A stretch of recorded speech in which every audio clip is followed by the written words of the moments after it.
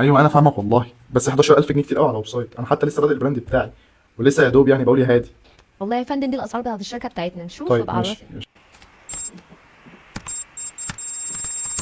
انا معاذ وانا جاي افيدك وماشي.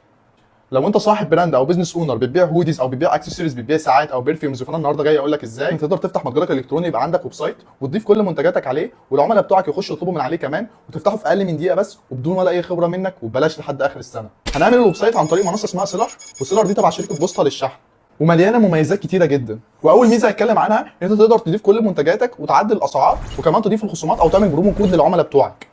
ونيجي للميزه الثانيه، زي يخلي شكل المتجر بتاعه جذاب، من خلال ان احنا ممكن نفعل سيمز او بروفيشنال سيمز، ودي اللي بتعكس الهويه بتاعه البراند بتاعنا، من خلال ان احنا نضيف انيميشن او ممكن نعدل في شكل الهوم او نغير شكل الخطوط او الفونتس بتاعتنا.